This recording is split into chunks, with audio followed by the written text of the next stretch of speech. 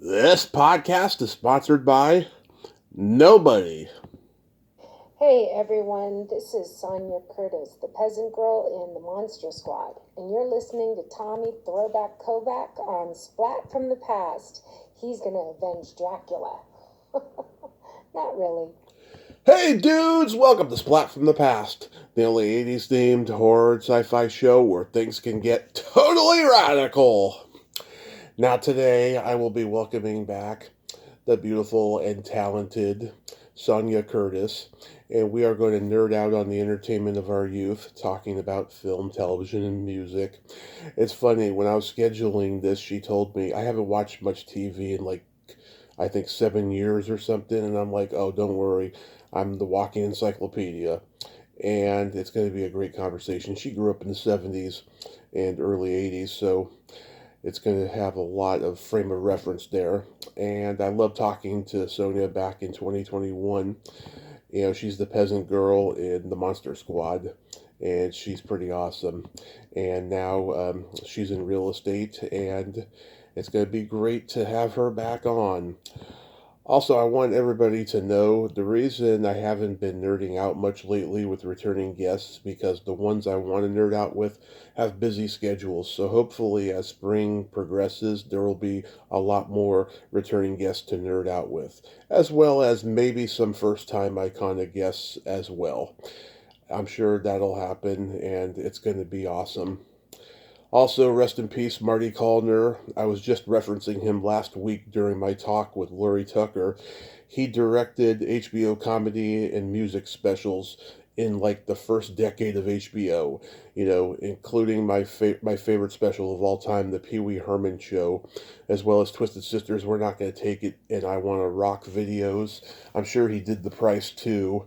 He did Aerosmith's Power Ballad videos with Alicia Silverstone, and it's a sad, sad loss. Thanks, Marty, for my childhood. So yeah, here is my new interview with Sonia Curtis.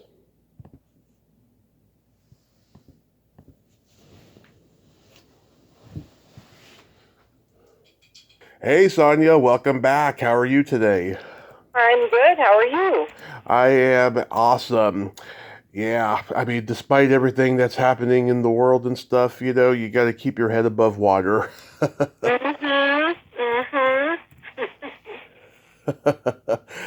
So, going back in time, do you remember the first movie that impacted you as a child?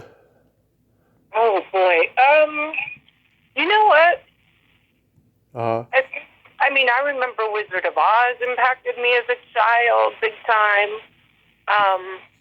Even when I was littler, I remember Bambi, but that was like listening to the record of a Disney record. And then later, when I was a little later, but I was still a child. It was Kramer versus Kramer. wow. Yeah, God, Kramer versus Kramer. I think that movie was the first movie to show the impact of a divorce. Yes, it was very powerful and moving, and Meryl Streep's performance, Dustin Hoffman, and even the little boy, Justin Henry. It was so powerful. Mm-hmm. Yeah. Yep. I love that part. I love that part when Joe Beth Williams goes to the bathroom naked, and Justin Henry sees her, and he's like, "I like chicken. Do you like chicken?" She's like, "I love chicken. Nice meeting you." Yeah. I was like, oops, awkward. Yeah, but yeah, he was just so cute and innocent, right? Yeah. Innocence, like he doesn't know what's going on. Yeah. About 6 or 7 years after that movie, he did a movie with Richard Harris called Martin's Day, where they played he's a runaway and Richard Harris just escaped from prison, and their names are Martin, and so they're like on the road as fugitives together. It's a really cute movie, and even though Justin Henry was older, he looked exactly the same as he did in Kramer versus Kramer, same size and everything. I think he was one of those child actors that had like a growth problem. Oh, super cute. He was just the cutest little kid in that movie. I didn't see the one you're talking about, but Yeah. You're such a movie buff. It sounds like you've seen everything. Yeah.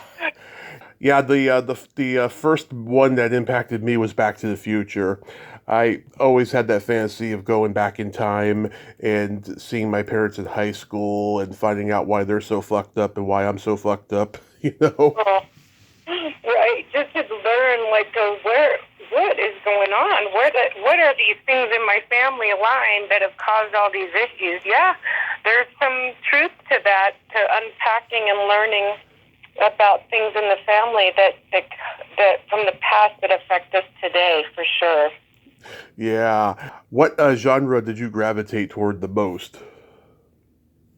I would say, well, like Kramer versus Kramer, I think the true stories are the real drama, you know. And then, but I like comedy too. I liked Overboard, I think it was called, with Goldie Hawn And Kurt Russell? Yeah. Yeah, well, was that it, or was it? What was the one? No, it was something with the name Fools in it. Sorry, I should have researched before. But Okay. it was like she and Billy Barty was in it.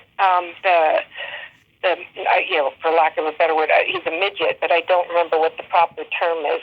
Dwarf, little person. Yeah, it was like Fool something. It was, I should look it up. It was so funny, and our whole family watched it together, and we were cracking up. And so that brought me joy, the comedy too. And then we would watch the Carol Burnett show. Oh my gosh, that was so funny. Oh, wait, I think I know which one you're talking about. Foul Play. That's it. Foul play, foul play. Yeah, we cracked up at that. And so that movie and Kramer versus Kramer, I would say, were very impactful for me because I realized in the dark theater watching Kramer versus Kramer when I was crying, and you could feel the whole audience is just moved to tears. I thought, wow, filmmaking is powerful because it's a powerful medium for telling a story because people can really be moved. And, you're sitting there and you're crying over these stories in the theater, but it's tugging on your own heart with issues, things that you might be struggling with. And so it gives you like a safe place to cry in the dark, and heal. Yeah. So I always thought about that as like acting and storytelling and can be a way to help people heal. And then the laughter, watching Foul Play with my family or Carol Burnett show or things like that were just so fun, where we're cracking up together. It bonds you, too. And laughter is healing. Like it says in the Bible, that laughter is like a good medicine. And they've done scientific studies where if you're laughing, your body produces more of those healing endorphins and stuff. It literally can shake depression. It can make you heal faster from disease. It's amazing.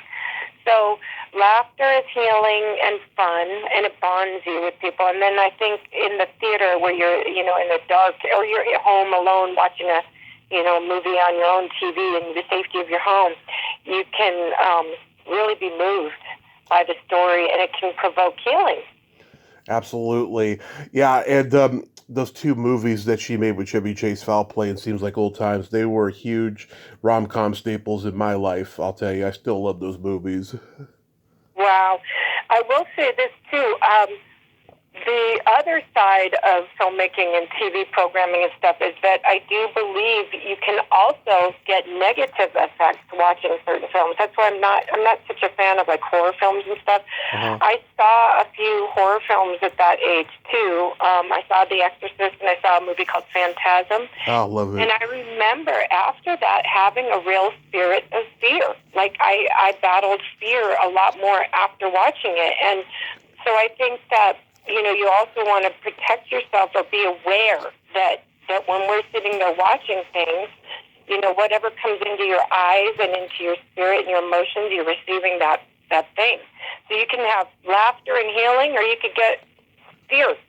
Yeah. And some people really like that. I just, once I realized that, I was like, I don't really need to have a spirit of fear. Life is hard enough. There's things that I'm going to have to deal with. I had car accidents and injuries. I know you did too, right? Didn't you have that accident? Yeah, it was 10 years ago. Just celebrated 10 years on January 21st. Wow. How are you doing? I mean, aside from the fact I got diabetes and, arthritis. I mean, I'm grateful, is what I am. Good for you to have a good attitude. Yeah. That goes a far distance too. When you have a good attitude, in spite of whatever pains you're dealing with. I'm sorry you're battling those things.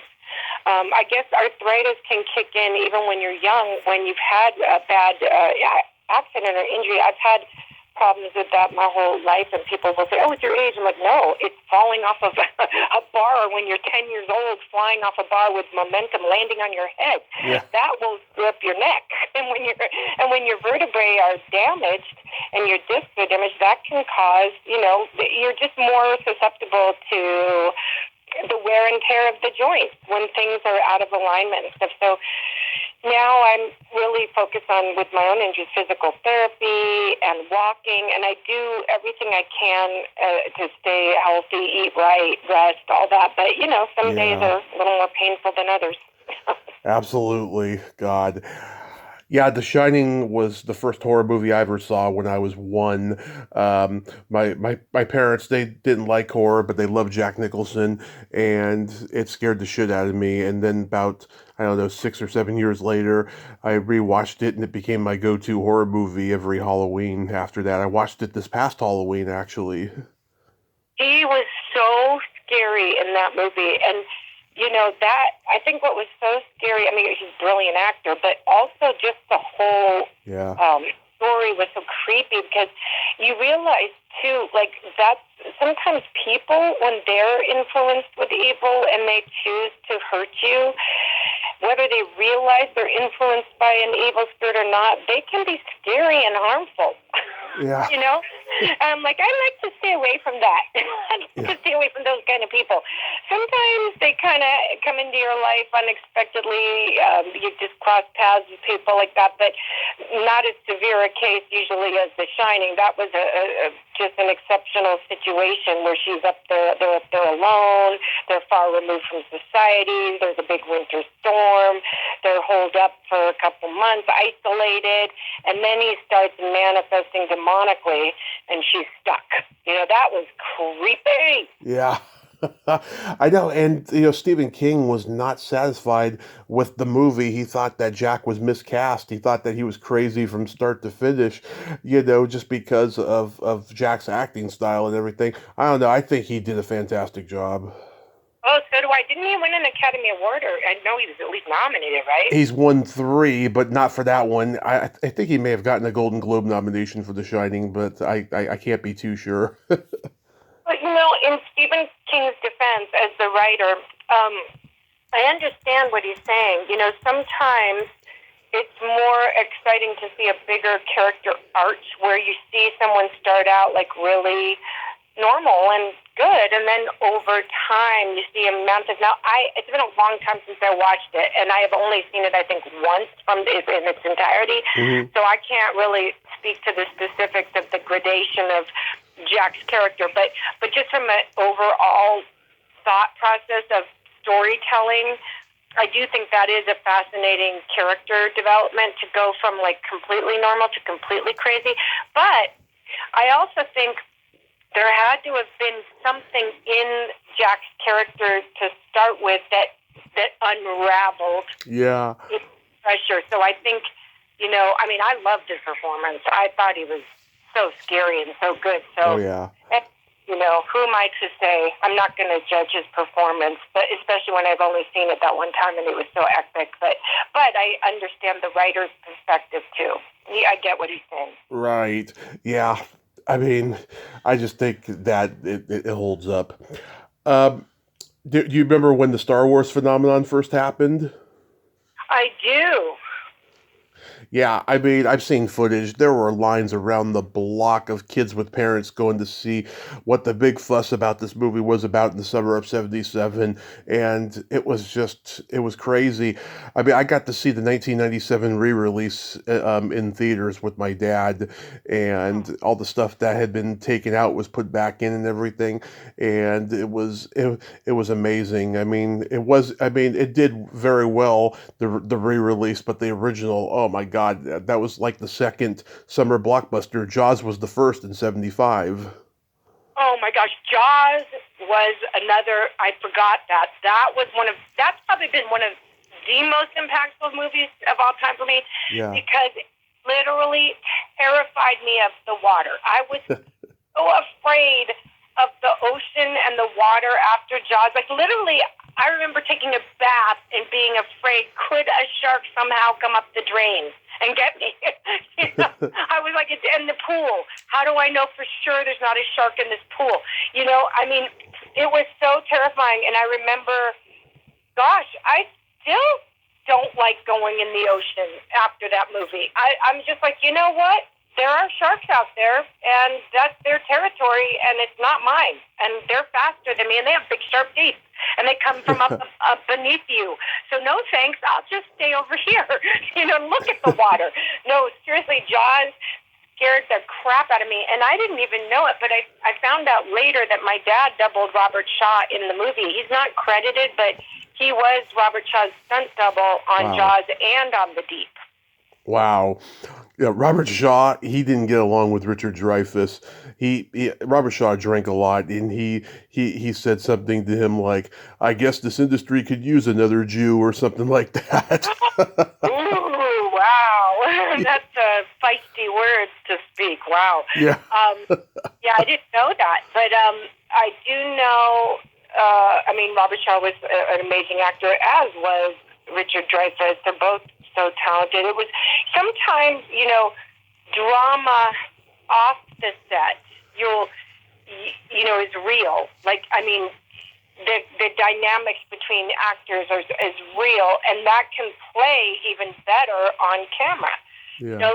I think it was, who was it? Was it Casablanca? Where the two lead actors hated each other, but they were, no, it was Inherit the Wind, where they would kiss each other, and it looked like they were gripped in passion for each other. But she said later, she goes, no, he had such bad halitosis. My lips were quivering trying to get it out of there. What's funny is tension, or that even a hatred can come across as passion on screen, Yeah. And I guess they say love isn't hatred, it's indifference. So when you have a real reaction to someone, that can create drama, and it's for the sake of drama storytelling, it can work well. Absolutely. Did you? What kind of comedy did you like? I grew up loving Mel Brooks and Neil Simon and Woody Allen and Blake Edwards and all those guys. Oh yeah, I loved all that too. Blake Edwards. Didn't he do that? What was the movie with the Dustin? What was his name? Dudley Moore. Yeah, 10. He did 10. And Mickey and Maude. Yeah. And Woody Allen, yes. I think his comedy was so a little bit, for a kid, he was so smart. Yeah. I don't that I appreciated all the comedy. Like, I appreciated it more in that other movie I was thinking about, Foul Play, because, there was a lot of physical comedy, and Carol Burnett. Yeah. That's the way, get off my food, Yeah. And my family would just crack up, and Tim Conway, just that physical character acting to me was so funny. Tim Conway was great. Yeah. I remember the $1 billion hobo. I think so. Yeah. Oh, and Steve Martin, I loved him. What was that? I'm trying to remember all these names in movies. It's been a while. But where he's like, I think it was The Jerk. I'm just going to take this and that and this. Yeah, The Jerk. Yeah. Take this pillow, and I'm just going to. And before you know, he's walking out with 40 things on him. And it was just the funniest scene. I cracked up at that, the way he played it. I think what else I loved. There were just some. I don't know. What else did you love? You tell me. Yeah, The Jerk is one of my favorite comedies. I loved all of Burt Reynolds' stuff, like Smokey and the Bandit. Cannonball Run was probably the first movie I ever saw that I just became obsessed with. I still watch it. I can still quote it to this day. I get that rush when I see that Lamborghini just taking off at the beginning of the movie. I love stuff like that. Um, God, so much stuff. You know, I love Charlie Chaplin movies from the 1920s and 30s, Oh yeah. modern times. Stooges. Yeah, Three Stooges were so fun. Physical comedy. Yep. yeah. And of course, all the guys who went from Saturday Night Live to movies, Chevy Chase and Dan Aykroyd and Bill Murray and John Candy and Eugene Levy, the Second City guys, loved all their movies and stuff. Oh yeah. I mean, improv acting and just having fun in the moment when you start playing off of each other and you get the audience laughing. That is the best feeling. Oh, it's so fun to get people to laugh. They must have had such a ball. And yeah, Saturday Night Live definitely had some very. Oh my gosh, I love Gilda Radner when she did I'm 50. Yeah. Rosanna Dana. Oh, so funny. Oh my goodness. Some of them are just so brilliant. And so it's usually, I really love that physical comedy. Hmm. I think that is what I really love.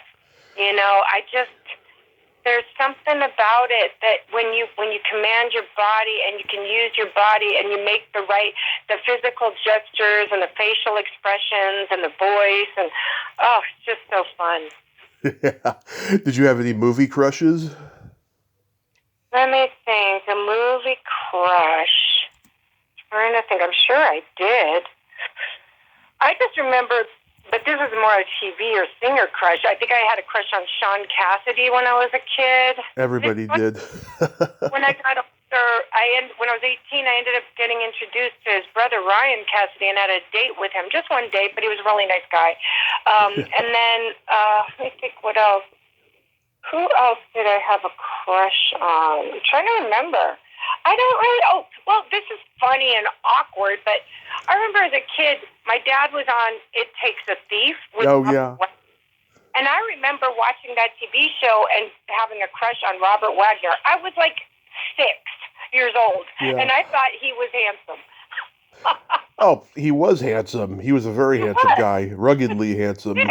I mean, but 6 is like pretty young to think a man is handsome. But I just remember kind of having a crush on Robert Wagner, and he ended up being my brother's godfather because my dad worked with Robert Wagner a lot. He worked with Robert Shaw a lot, Robert Wagner a lot. Mm-hmm. There were a few actors that he spoke to regularly. So Yeah. Anyway, that he worked regularly with. So Robert Wagner was just such a handsome, classy man, and like you said, you know, rugged and debonair. Trying to think there was anybody else that I had a crush on. Well, Not really. Think of anybody. What about you? Who are your crushes? well, related to Robert Wagner was Natalie Wood. Oh. I had a huge crush on her. I just interviewed her sister last week, Lana Wood, and let's see, Cary Grant was a big one for me. My mom had this paperback book that had all these beautiful black and white pictures of him and stuff. And I've seen a bunch of his movies in like the Revival House theaters and stuff. I'm a huge Cary Grant guy. And lots of 80s movie actresses that I've interviewed and become friends with and stuff. Yeah, there was a lot. Yeah. Yeah, I think, and then as I got older, I know, and I thought Brad Pitt was cute in a couple of movies, really cute. And funny story with him is that I was in an acting class with Roy London, who was at the time Yeah. coach. And so I was doing a scene with a girl, Ellen, in, I think it was either the Monday night or the Thursday night class. I don't remember which was which. And Brad was in the other one. He was in the Monday or Thursday that I wasn't in. So we were working on a scene, and she and her husband, who also did stunts, said, "Oh, you've got to meet our friend Brad. He's really cute. We think you guys would be a cute couple." Well, it never happened. They never introduced us, but it was funny because they said, "Oh, he kind of comes from the Bible Belt. You might be a little too worldly for him," which is funny because now I'm a minister, and I would say he's probably a lot more worldly than I am. But just a funny aside, that at one point our paths were maybe going to cross, and they didn't. Let me think if there was anybody else. I got to work with Luke Perry, and I know he was everybody's heartthrob. He was a sweetheart. Mm-hmm. I can't say he was as much a crush for me. I like a little more rugged of a guy. I like a little more muscular and stuff. So for me, Luke was a very cute guy, very nice guy, and I could see why the girls swooned over him. But I like more, because my dad was a stunt man. He was rugged, he was a man's man. So I kind of tend to gravitate more towards that. Right. So getting into television, I mean, growing up in LA, did you watch the Z channel? I did not.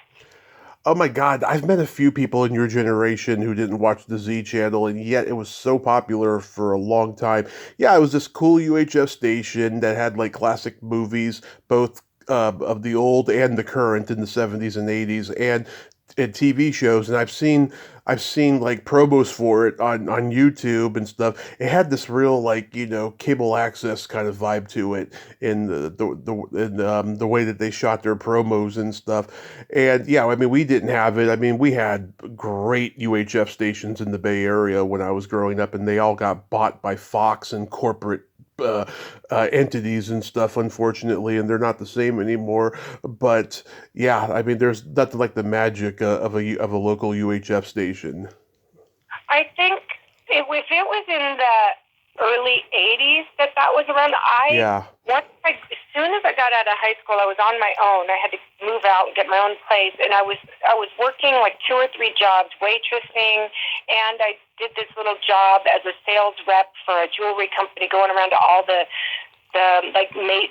all the Macy's and all the stores where I had to count their jewelry inventory and do their displays. And so I was like driving all over California for that, plus waitressing, plus working out at the gym, plus acting classes, plus theater. So I was literally so busy when I moved out, just surviving and pursuing my acting and doing side hustles, that I remember I would get up at about 6 a.m. and I would go nonstop till about midnight every day. So I didn't have time to watch TV, and that was what's so ironic is I would get auditions when I started getting an agent going out, and they would say, here's a script for, what was it called, like Saint Elsewhere or something. There was a show. Yeah. I never had time to see it, but it was a hit show on TV, or Law and Order, or all these shows that were hits at the time, but I literally never saw them. So I would read the script and the character and have to figure out the storyline from my audition material. And it's not that I didn't want to. I was in acting class or waitressing. I couldn't. And back then, you didn't get to just DVR stuff all the time. So yeah. I do remember trying to eventually set the VHS tape to record certain things so I could watch. But, you get an audition out of the blue, or if it was a new show or a pilot, then there was nothing to research. But sometimes I just didn't even get a chance to wait to the next episode of the show to record it, to watch it, until after I auditioned.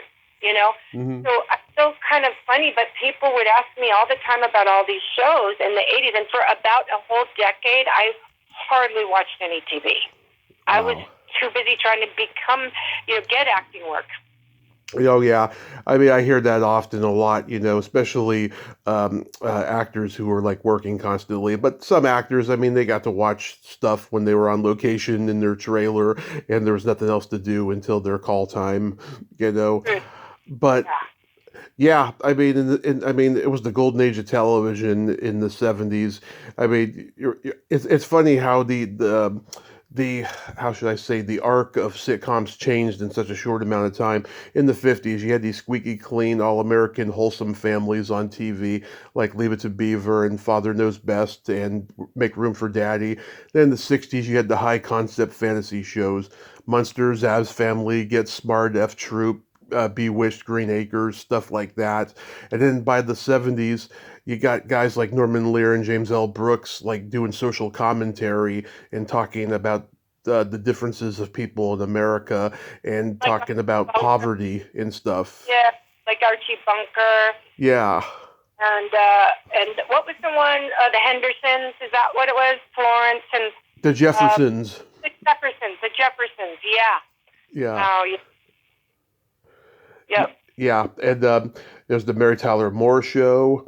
It's funny, of how far we've come since then. Back in those days, if you were a woman playing the lead on a show in the 60s or 70s, you had to like be married into the business or be related to somebody in the business. Mary Tyler Moore was married to Grant Tinker, who was the head of CBS. Marlo Thomas, of course, is Danny Thomas's daughter, and so she had her show, That Girl, at the time. And I don't know, maybe Lucy would have had a show if she hadn't been married to Desi Arnaz. Who knows? But I like, don't know. But honestly, I think it's still kind of like that. yeah. But then there's people like Roseanne and Bonnie Hunt and Brett Butler who did get their shows based on talent. I know that. Yeah, that's true. Well, you have to have talent. Those guys were talented too, but you can be very talented and still need that.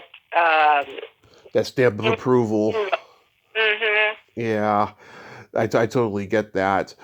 But yeah, there was all those stuff, and there was lots of westerns on TV. Oh yeah, yeah. My dad did Gunsmoke, and gosh, he did a few of those westerns. Bonanza. Didn't watch those as often for some reason. I don't know why. Yeah, there was Bonanza, The Rifleman, The Virginian, The High Chaparral. Those are all my dad's favorites.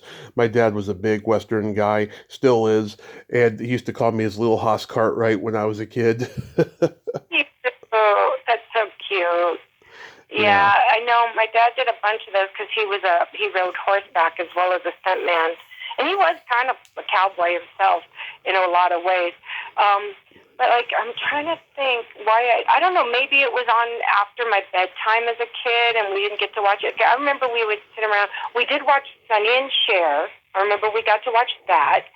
We got to watch, like my brother, sister, and I, we had 3 little rocking chairs, and at night we could sit around and watch. We watched the Brady Bunch. I remember we got to watch the Brady Bunch, and I think that was in the morning. Yeah. The Partridge Family. Partridge Family, yep, we watched. That's how I got the crush on Sean Cassidy. Yeah. Or David Cassidy. I'm sorry, it was David Cassidy. I had a crush on Susan Day. I thought she was a cutie patootie. Yeah, she's a pretty girl. So yeah, those, I think, what else did we watch? So we were somewhat limited. My parents didn't want us to watch TV all the time. Yeah. We had to do chores. We were all kind of athletes. We had to do our homework. We had a trampoline in the backyard. We had our bikes, so we would ride the neighborhood, and we would bounce on the trampoline for hours. And we had like that gymnastics bar back there, a chin-up bar where my dad worked out. I hurt my neck, but yeah, we were always very active, and we had dogs, and we had to do our chores. We had our homework. So I think that I remember my parents definitely limited our TV hours, which at the time I didn't like it, but in hindsight, I'm really glad because it forces you to actually get out there and live life and do a lot. If you can't, do a lot, then it's a blessing, I guess, to have that entertainment.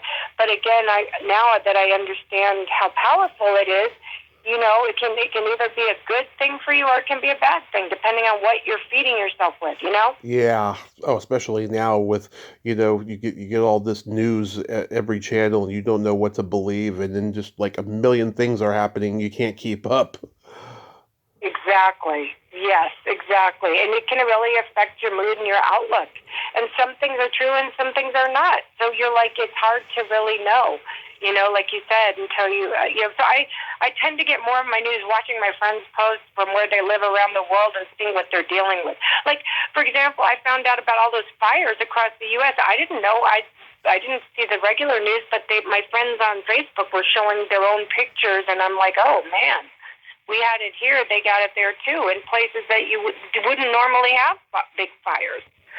So it's been kind of weird, It has been, yeah. Did you watch like Batman or the Monkees? The Monkees, yes, and Batman, yes, I did. I watched that. I remember the Monkees song, I'm walking down the street. You get the funniest looks from everyone we meet. Yes, and I do remember liking that. I liked the Monkees. That was my first cell phone ringtone, was the Monkees theme. Oh, cute. Yeah. That was fun. What else? Yeah, Do you remember the Croft Brothers shows? You know, H.R. Puff and stuff, and Land of the Lost and stuff like that. yes, I remember watching those. I think those were Saturday mornings. I did a great interview with Sid Croft a few years ago, and it was a rare snow day in California, and we had so many technical difficulties. It took me like 12 hours to edit them out. Oh, my goodness. Wow, that's impressive that you know how to do that. I'm doing more and more interviews and stuff, and I need to learn, and podcasts and stuff, more for the ministry I'm doing now, but I need to learn how to edit better. That's a lot of work. Mm-hmm. Glad you figured that out. That's a hard thing to do. Did you like the Waltons or Little House? Yes, you're right. And you know what's so funny? Where I live now, I think this is where they shot the Waltons up in Fraser Park. I found out that that's where they shot it. So, yes, I loved the Waltons, and I loved the Little House on the Prairie. Oh, my gosh, that Nellie. Boy, was she a stinker. Boy, did you love to hate her. Yeah. Well, it's funny. I've always loved Melissa Gilbert in anything, but I like the Waltons a little bit better. I thought it was a little less preachy, like Little House was. I thought it was just about, family and values, but without being preachy. And the ironic thing is, both of these shows were woke back when woke, didn't even exist. The word didn't exist. And they did it without, cramming it down your throat, and hammering you with it. It had this live and let live kind of a vibe to it. Yes. Yeah. I mean, it's been so long. That's perceptive of you.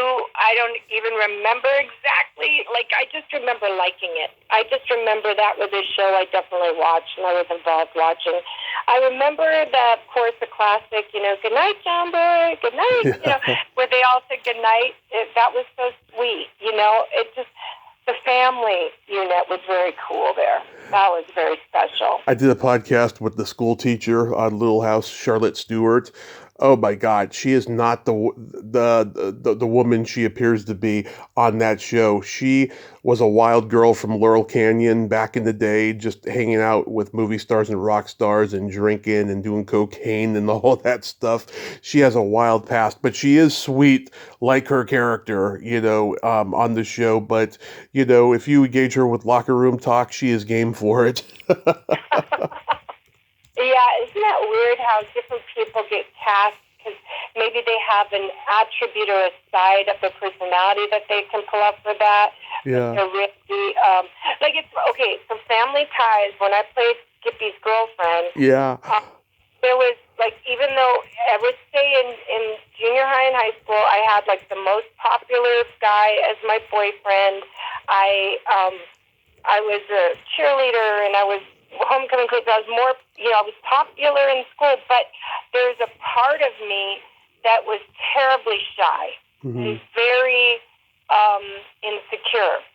So when I got to audition for Amy Swiftman, slipping into that nervous, nerdy, scaredy girl was so easy because it was a part that, maybe I didn't put it on the outside often, but it was definitely on the inside of me. Yeah. Even just the nerves, every time I would audition, I was insecure. So it was kind of a relief to just pull that insecure, nervous wreck and put her in the front to play Amy, and it worked. For comedy, for the comedy, I put a little extra on it to make her more nerdy, but that nervous energy and that goofy part, it was pretty fun to play and easy to pull. Oh yeah, I mean that's a great episode. I had Mark on probably several months that following Halloween of that year of when you and I talked last and stuff, and he's a bundle of energy, that guy. Mark Price, yeah. I haven't talked to him in a long time. I should watch that. I think we talked about it before. I think I did see it when it aired. Yep. Yeah, he's a nice guy. He was so sweet. He brought me red rose. Again, how how, the dynamics between your on-screen characters and then off-screen, it's interesting, the different dynamics that sometimes the on-screen and off-screen really go together, and sometimes it's like I said before, where it's an opposite thing, but it still plays powerfully. Right. But Mark was a sweetheart. I mean, he was fun to work with, easy to work with, very nice guy. Yeah, it was fun. It was really fun to do that show. Gosh, I loved it. Yeah, sci-fi was starting to get popular on TV. After Star Trek, you had like $6 Million Man and Bionic Woman and Battlestar Galactica, and they all had board games. Oh, I loved this $6 Million Man. And what was it?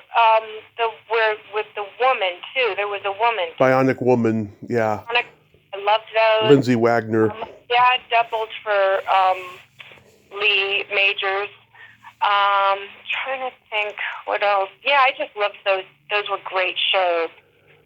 The Greatest American Hero. Oh my God, my dad looked exactly like William Catt when I was really, really little. And I met William Catt at a convention, and I showed him a picture of my dad, and he was like, "Wow, I could be your uncle." Very interesting. Wow. Yeah, he's a nice guy. Did your dad ever have like people over that you like watched on TV? Well, Robert Wagner, I think, came over once or twice. Who else came over? I know there was an actor from Italy, Robert Goulet. Yeah, Robert Goulet. He made a spaghetti once from Italy. Trying to think who else. I don't think Stephanie Powers came over, but she was such a nice lady. Trying to think who else it was. I'm sure there were more, but I don't know. I can't remember now. It's been so long. Okay. It's okay. Getting into music, do you remember the first album you ever bought with your own money or was given to you? Let me think. I wonder if it was one of those Sean Cassidy albums. Yeah. Were you into the Bay City Rollers? I was into the Bay City Rollers. They had some good music. And the Carpenters. Well, see, my dad bought a lot of albums, so Yeah. I got to listen to a lot of his. But so I think I remember listening to the Carpenters a lot. Honestly, I was not really a fan of the Beatles, believe it or not. But Some people aren't. John Cassidy, the Carpenters. I loved Donna Summers. Oh, yeah. She was great. Yeah, oh my gosh. Loved her. I think I bought one of her albums.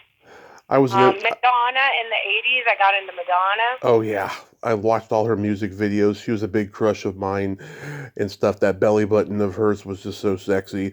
I was an MTV kid. I mean, I got Phil Collins' No Jacket Required on CD when I was like 8, and Poison's Look What the Cat Dragged In. You know, I got Birthday Bunny, and I got those on CD.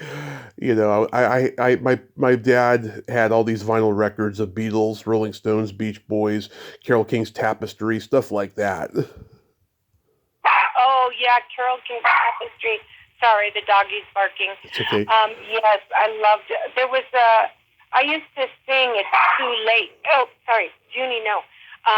It's too late, baby, now it's too late. Yes, exactly. There's some of those songs that just kind of fit with my singing voice that I would sing. Like on, what is it called? Where you go karaoke or even like a talent show or whatever. Donna Summer was huge. Barbara Streisand, I think I had some of her albums. She had such a beautiful voice. I'm sure she still does. So let me think who else. The Carpenters, I remember, was a big one because my dad loved them. Remember Captain and Tennille? Yes, I loved them. Oh my gosh. One of my favorite songs. What was it? It was a huge hit in the 70s. Do you remember? I think it was 74. Yeah, oh my God. Muskrat Love. Muskrat Love. Muskrat Love and Top of the World. Yes. I think I remember that. It sounds familiar, but I remember Muskrat Love. Yeah. I'm sitting on top of the world. And then there was Love Will Keep Us Together. That was was it. That was one of my favorites. Yeah, they were great. I tried to get an interview with Tony Tennille. She had like a Facebook fan page, and then she blocked me. Oh, no, I'm so sorry. It happens. It happens all the time. You know, people don't know what's legit and what's not, so I totally get it. Well, that is true. In this world, like, I get so many messages, and I don't know who's who and what's what sometimes. Yeah. Yeah, no, there was a lot of good pop and a lot of bad pop in the 70s, but like AM was like really starting to like take off by that point. And you know, everyone had 8 tracks in those days. Oh, yes, I had some of those. You're dating me, but yes, I remember that. I don't remember what I had. Oh, wait, I like Styx. Styx. I'm a huge Styx fan. I saw them live in 2015 after I got out of the hospital. Oh, wow. Yeah, they were really good. I saw them with Def Leppard and Tesla, of all people. Wow. I liked Bad Company. That one. Huge Bad Company. I used to be into, back in the day, when I was in my teens, we would listen to Led Zeppelin, like the song Cashmere and stuff. Oh, great. Led Zeppelin and who else? Well, there were a couple of Aerosmith songs that were so big that, just famous, that played so much, you just, can't help but love them. They're still such big hits, It's amazing how they transcended time and crossed all these generations, and people still love it. It's just good. My theory is, back in the 60s, 70s, 80s, before electronica took over, before synthesizers and everything, you had real souls and real musicians that had to keep time and play together. One of my favorite songs is "Outstanding" by the Gap Band. Oh, yes. It's got such soul, R&B soul, and it's like the way the vocals go with that, the drum, the percussion in the background, the way it kind of goes off the beat a little bit, but it's perfectly, you can't create that with a synthesizer, because a synthesizer is electronic. It's going to be exactly electronic on beat. Now, sometimes it's really cool and it's nice and it makes making, music easier. You can have those garage band apps and stuff. You can do your own music. Yeah. But there's something about the soul of just the bands that were playing them. You can't copy that. Yeah, I mean, I love 70s funk music. When disco took off, a lot of these 70s funk bands that like started out kind of funkadelic like became like suddenly disco pop sensations, like Earth, Wind and Fire and Kool and the Gang and Yes. Oh God, what's that one called? Oh God, there's so many of them, And Average White Band, they really are the Average White Band. They're like 6 guys from Scotland who can play funk really, really well. Oh, and yes, yeah, right. And who else I loved was Atlanta Rhythm Section. They had 2 songs that they had "So Into You," and let me see what the other one is. I'm looking it up right now that I absolutely loved. "So Into You." Hold on, I'm trying to find it. Let's see, because I had 2 of them on my playlist. "Imaginary Lover." Oh yeah. 2 songs were, they just, like, I heard them again. You know how every now and then you'll hear a song at the gas station or something's playing, like an old song? That was so nostalgic for me. I bought those 2 and put them on my playlist. Yeah. And I did research about them. I was thinking they would be a great band to do a movie on. They have quite an interesting story. But, oh, yeah. Yeah, it was really cool. There's and again, it was just the soul in the singer's voice and the music and just all the musicians coming together and playing. Sometimes you just capture this song so beautifully, and you can never quite get it the same again, Yeah. Yeah. Oh my God, I saw Kool and the Gang open for Van Halen in 2012. I didn't even know that they were opening for them. And like, as me and my friend are getting closer and closer to go inside and watch, I was like, is that Kool and the Gang? I thought maybe it was getting played on the intercom. And then when we get there, like, oh my God, it is Kool and the Gang. I hope we're at the right show. Oh wow, yeah, yeah, yeah. Oh, that's funny. Yeah, because they don't even seem like the same genre. That's a kind of an No. interesting.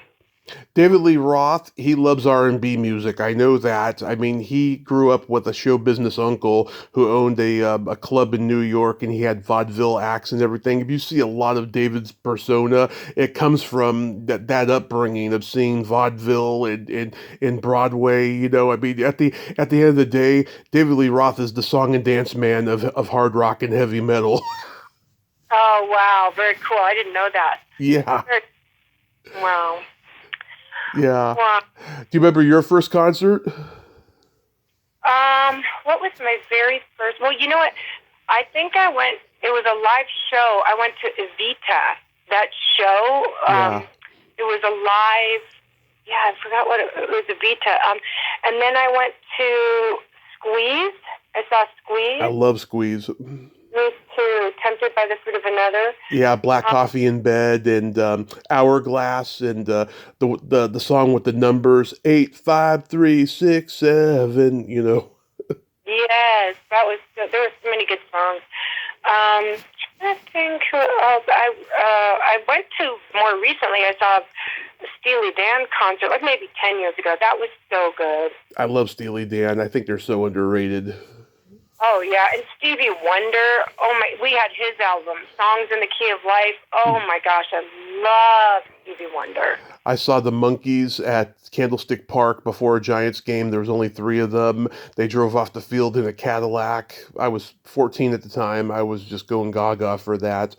I saw Alice Cooper was my first big concert. He is a showman, that guy, and you know he gets killed at the end of every show because he's macabre. Oh wow, I didn't even know that. Oh yeah, he'll hang himself or get electrocuted, or he'll get shot by the Foreign Legion or whatever. Oh, And I've seen Aerosmith live. Rush was the best concert I ever saw. Oh my God, they have like spinning laundry cycles on stage. They got these big screens with lots of funny stuff going on the screens.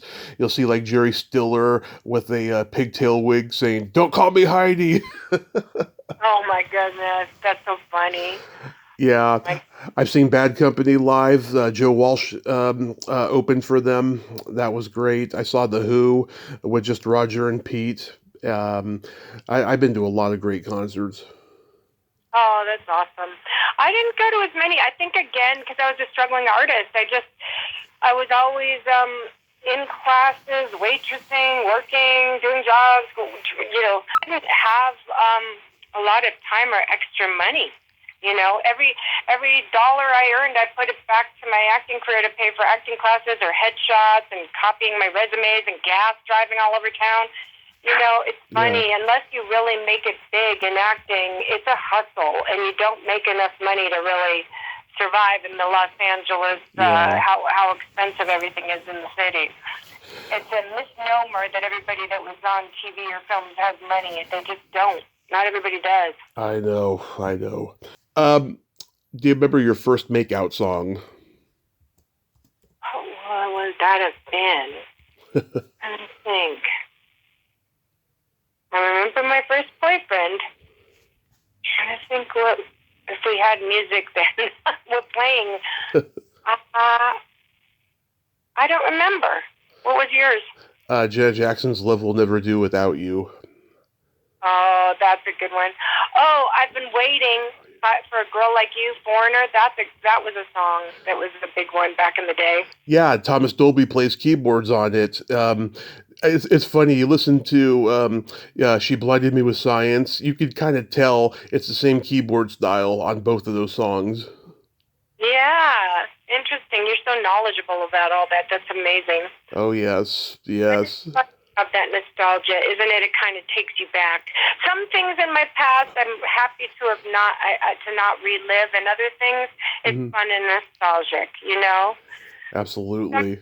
like Yeah, I'm not going back there. Oh, here's a fun question. Do you remember the first time you discovered your belly button? No, I don't. I must have been a little kid. Yeah, I must have been an infant, but like around 6 is when I started contemplating it, and me and the other kids would like, show and compare. I told you last time about that girlfriend I had when I was 6, it was like around that time and stuff, and that became my favorite body part. Yeah, and yeah, whether that's funny, and how people go, oh, some are in and some are out. It's like you discover that you don't realize that there's an innie and an outie. Yep. Sometimes in betweeny also. Which one do you have? Innie. Yeah, same here. It was kind of an outie when I was a kid, and then it changed over time. Sometimes they change. Oh, interesting. I didn't know that. Yeah. So how's everything been? I saw you got married recently. I did. I got married almost a year ago. We got married quickly. I would say there's some challenges there, but we'll see. We'll see how things go. I always say the three things that a guy has to have to be the right one. He has to be cute, he has to treat you right, and he has to be able to find your G spot. Well, yeah, there's a lot of parts to being married, right? You're sharing a house and finances and your visions and your dreams and your life and everything together. So it's, compatibility can come on a lot of different things. So, yeah, it's not easy, but it is what it is for now. We'll see what happens. Yeah. And how's real estate going? I have been trying to get a few more deals going. I've got a listing in Pine Mountain Club at the moment, and I'm trying to get a buyer for that. And then I was about to sign a new listing for several vacant lots of land out here, but it's a couple. They're not quite in agreement on that yet, so I've got to wait till they're both ready. And then, I'm trying to help a friend down in LA buy some multi-use properties that they could have a residence and a business out of commercial. So I'm working on that. But so far, honestly, it's been slow. It's been my slowest year last year since I started 18 years ago. So that's been a little tough. It is what it is. Just plugging along, trying to keep going. Yeah, I'm so proud to say my mom and I are homeowners now for the first time in our lives. Congratulations. Yeah, about 3 days before Christmas in 2023, my mom got notice that she won the lawsuit that she had been doing the last few years with her old job and stuff, and we're buying a house, and we came here to Modesto, and we've been here since we've been in this house since June of last year, and it's been wonderful. It's been a challenge. It's probably just as big as a challenge as marriage is, but it's been a miracle. It's been one miracle after another for us the last 10 years since I survived that accident. Oh, well, I'm so glad you guys got a house. Yeah, I love home ownership. I think I really do believe in it, so it's easy for me to sell homes to people because I really believe in it. But yeah, I think that's wonderful. I'm glad she won the suit. Absolutely. And to end this, did you say that you're doing your own podcast now about ministry? Not my own yet. I've been a guest on several, but several people have told me I should. I just need to get it together with setting it up and getting the right equipment, and getting the camera and the lighting and all that. I need to figure it out. You'd think I'm more technical savvy with that stuff, but I'm just not. And I probably will at some point. But for now, I'm enjoying being a guest on others.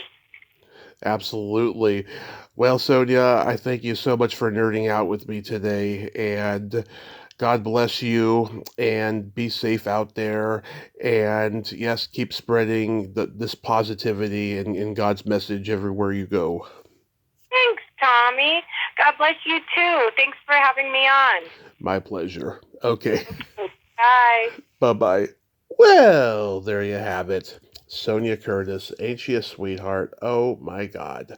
I friggin' love her. And that was a fun conversation.